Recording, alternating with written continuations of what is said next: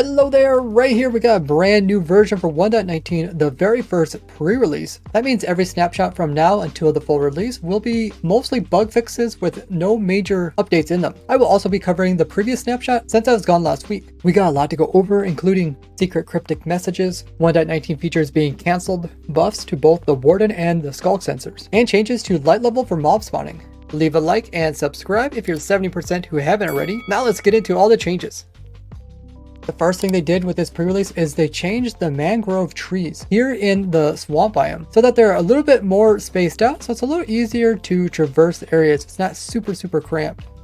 Skulk sensors got a buff, so items that are used in the beginning, like pulling back a bow, will activate the Skulk sensor, as well as releasing the bow will also activate it. This applies to a lot of things that have start and finish, like shields, food, goat horns, crossbows, but they also made it so the Skulk sensors will no longer hear you if you're doing the same actions but in the sneak form, which is really nice.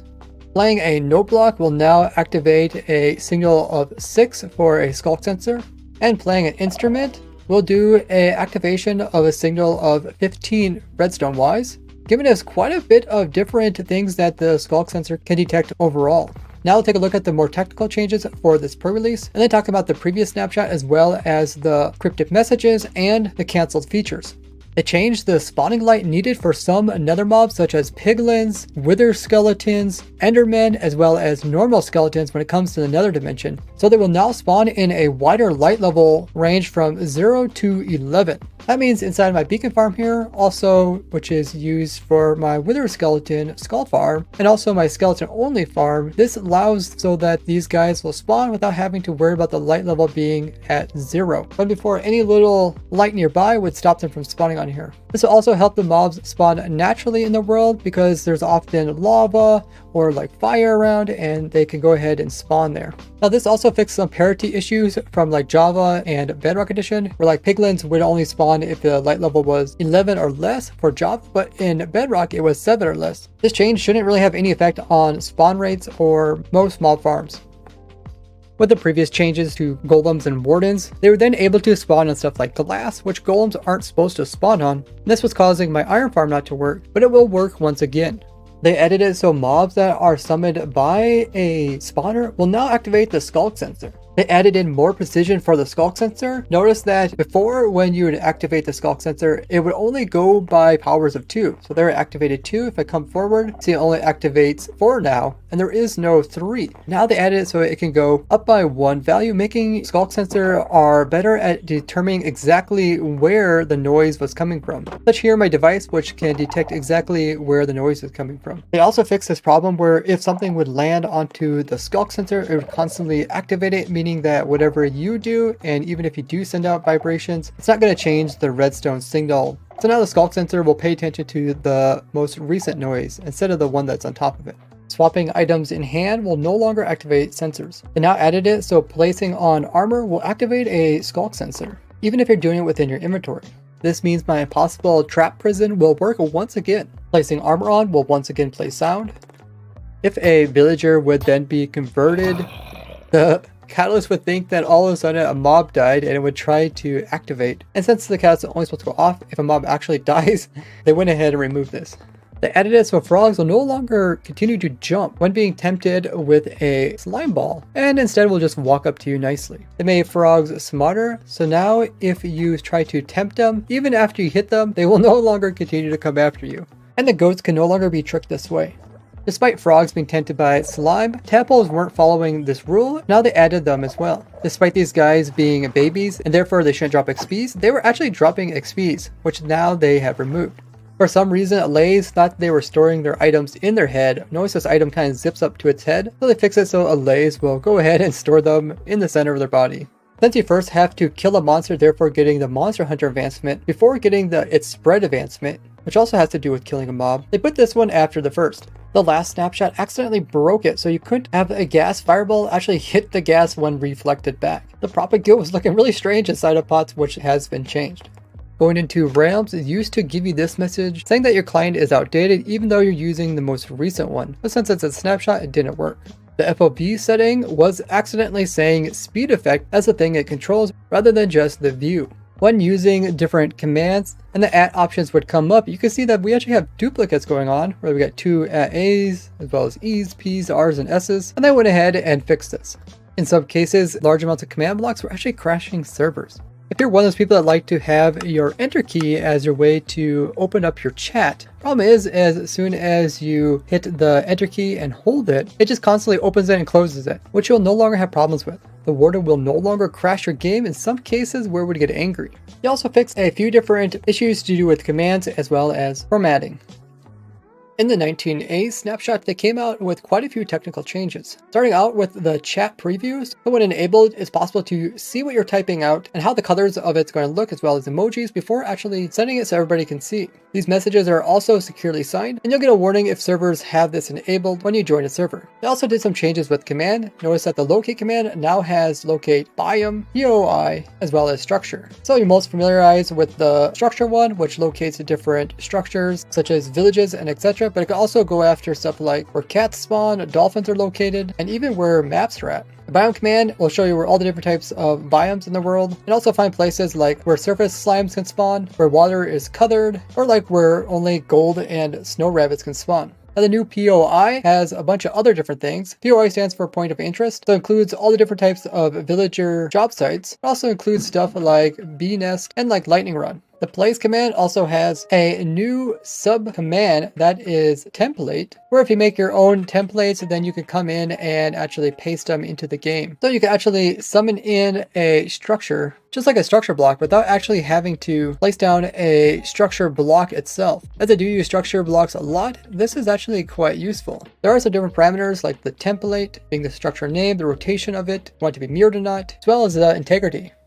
Now let's take a look at the other changes, including the warden's buffs. In my simple warden farm here, I had it so the warden would just spawn on top of this sign and fall down and be killed. But now they fixed this so that the wardens will no longer spawn on blocks with no collision. So I will once again have to update my farm, and this is why I don't do tutorials on some designs, because I know they'll probably get changed throughout the snapshots. But I will be doing them once the full release is out. Now with a game rule, you can turn off so the warden doesn't spawn into your world. So they went ahead and also made sure that the warden noises don't play as well. The warden attacking the dragon are supposed to be able to do damage to the dragon, but it seems that they don't do anything and they just push them about. They also added so wardens can now spawn when there is a layer of snow over blocks, so like in cold biomes.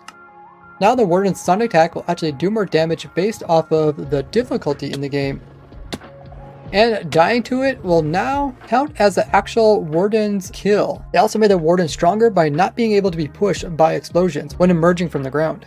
Passive mobs are also smarter. If they get zapped by the warden, they'll take off running. The warden will no longer continue to sniff when being distracted now.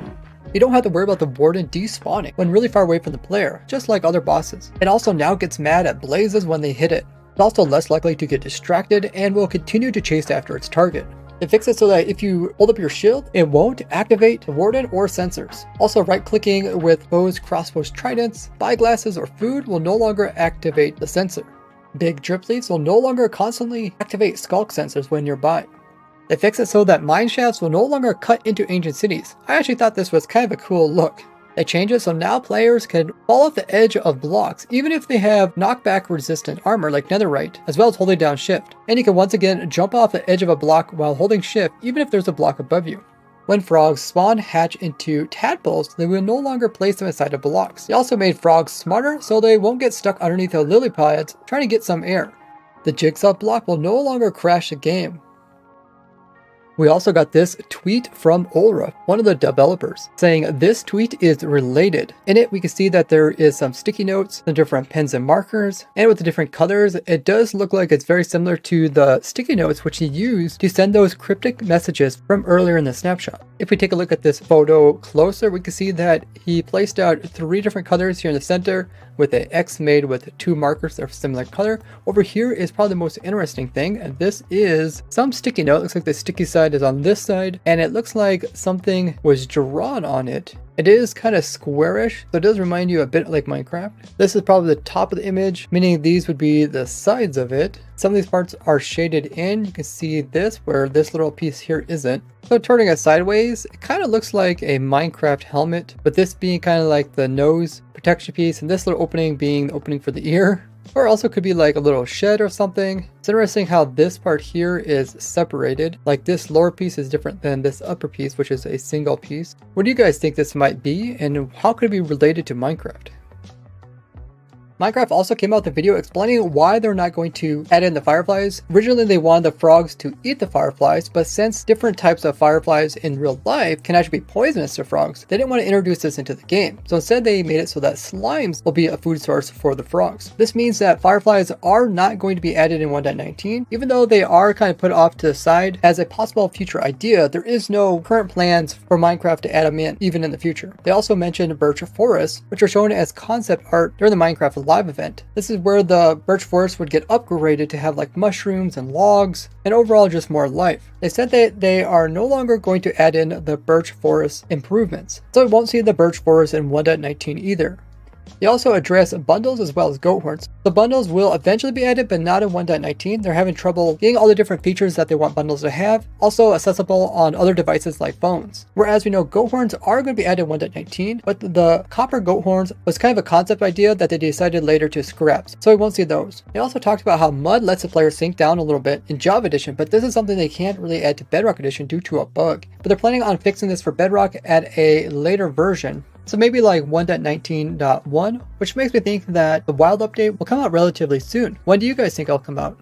Now with a lot of the features that come out with 1.19 being kind of things that they already talked about 1.17 and 1.18, a lot of people are calling 1.19 the Caves update number 3. Especially now that a lot of the features such as like the fireflies, the birch forest, and even the bundles are getting canceled or pushed off into later versions. It ends up with a lot of focus being on the Warden as well as the Deep Dark Ancient Cities, which are all things that were talked about in 1.17, the initial Caves and Cliffs update. What do you guys think about these changes and how they show different things in Minecraft Live that don't always make it into the actual game? Do you think they should just not show stuff and that way people aren't disappointed if they can't actually get them into the game, or if they don't really go well with the update? Or do you think they should give us a lot of different options of things that could potentially be in the game, but explain to the players that only some of them will actually make it into the game? Now come head over to my live stream where we will be testing out the newest features for 1.19. Drop a follow over there while you're at it, and don't forget you can join me in game as I design all my crazy contraptions. Or check out these two playlists, this one about playing in a normal Minecraft world with 99% of all blocks removed, or this one all about other 1.19 changes. Thank you guys so much for watching. I'll see you guys in the next one.